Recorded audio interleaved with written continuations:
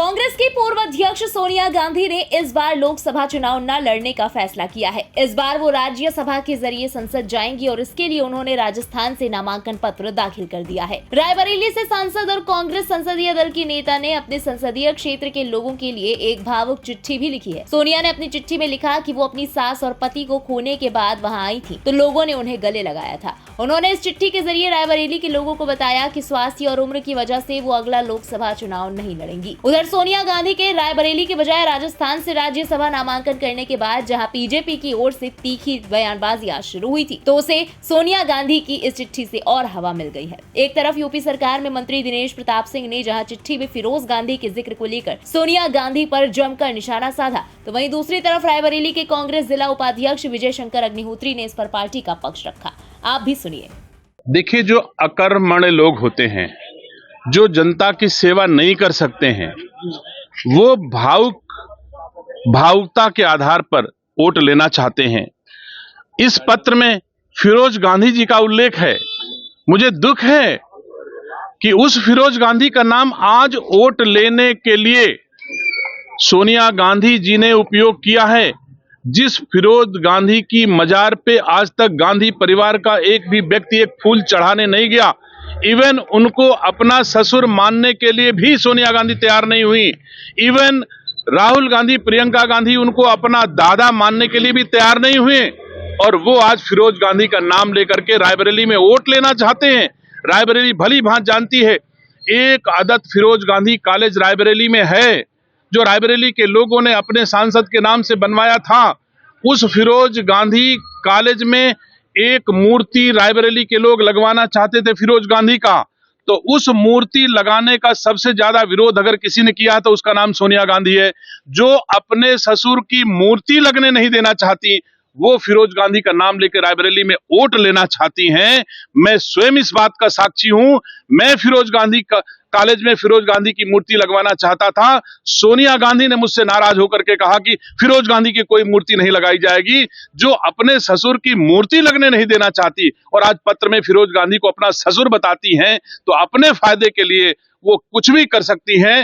फिरोज गांधी की मूर्ति पर राहुल गांधी, प्रियंका गांधी ने कभी एक फूल तक नहीं चढ़ाए। उन्होंने कभी फिरोज गांधी का नाम नहीं लिया। आज तक रायबरेली की जनता के बीच में फिरोज गांधी का नाम कभी उन्होंने नहीं लिया। तो मैं नहीं समझता ना वो अच्छे बहू हो सकती हैं, ना राहुल गांधी, प्रियंका गांधी अच्छे पोते हो सकते हैं, ना रायबरेली के लिए जो अच्छा पोता नहीं हो सकता, जो अच्छी बहू नहीं हो सकती, वो अच्छी नेता नहीं हो सकती। जो अपने परिवार का नहीं है वो किसी का नहीं है और जो राम का नहीं है वो किसी काम का नहीं है। तो सोनिया गांधी रायबरेली के किसी काम की अब नहीं बची हैं। वो कितने भावुक अपील कर लें, रायबरेली कमल खिलाएगी और कमल खिल के रायबरेली से जाएगा। धन्यवाद। देखिए, हम सब की जनप्रिय सांसद और इस देश की नेता आदरणीय सोनिया गांधी जी ने जो पत्र अपने रायबरेली के परिजनों के लिए लिखा है, उस पे उन्होंने अपना स्पष्ट किया है कि रायबरेली का और गांधी परिवार का जो 5 पीढ़ियों का रिश्ता है, 1952 से माननीय फिरोज गांधी जी से लेकर के और माननीय सोनिया गांधी जी तक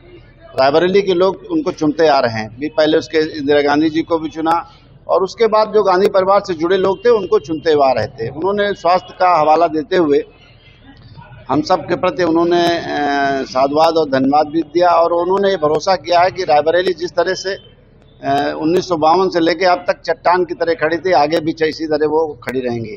जैसे उन्होंने लिखा है लोकसभा के चुनाव वो अब नहीं लड़ेंगी, क्या उम्मीद है रायबरेली से कौन आ सकता है? अब देखिए क्या है कि गांधी परिवार का ये रायबरेली गढ़ है और गांधी परिवार यहाँ से लड़ेगा। अब कौन लड़ेगा इसके बारे में पार्टी हाईकमान तय करेगा।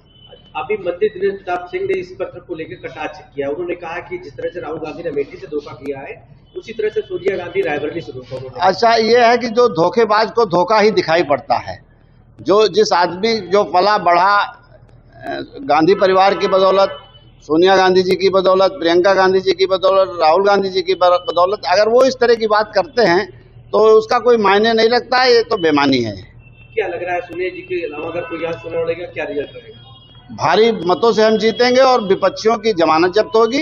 एक सैलाब, चूंकि रायबरेली का जो मैडम सोनिया गांधी जी ने यूपीए 1 और यूपीए 2 में 2004 से 2024 तक के जो हमारी सांसद हैं, वो यूपीए 1 और यूपीए 2 में जो उन्होंने काम किया। एक तो यूपीए चेयरपर्सन की हैसियत से डॉक्टर मनमोहन सिंह के उसमें कानून बना के उन्होंने काम किया, right to education, right to information, right to work, right to, मतलब ये इस तरह के काम। और दूसरा विकास के काम देख लीजिए, एम्स से लेके रेल पहिया, रेल कोच, नेशनल हाईवे, आप ऊपरगामी पुल नीचे से लेके ऊपर तक, और Raebareli resource centre, ring road, तमाम कामों में उन्होंने भाजपा सरकार 2014 के बाद बाधा डाली है, लेकिन रायबरेली के विकास पे उन्होंने कोई कसर नहीं छोड़ी।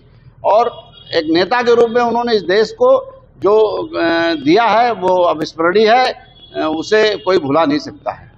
बता दें कि सोनिया गांधी ने 14 फरवरी को ही राज्यसभा के लिए राजस्थान से नामांकन किया है। वो राजस्थान के जरिए उच्च सदन में प्रवेश करेंगी। वहीं अब राज्यसभा नामांकन के बाद जारी सोनिया गांधी की ये चिट्ठी सामने आने के बाद बीजेपी लगातार कांग्रेस पर हमलावर है। ब्यूरो रिपोर्ट, इंडिया पब्लिक खबर। फिलहाल इस खबर में अभी के लिए बस इतना ही। देश और दुनिया की बाकी खबरों के लिए सब्सक्राइब करें इंडिया पब्लिक खबर के YouTube चैनल को और बेल आइकन दबाना बिल्कुल न भूलें।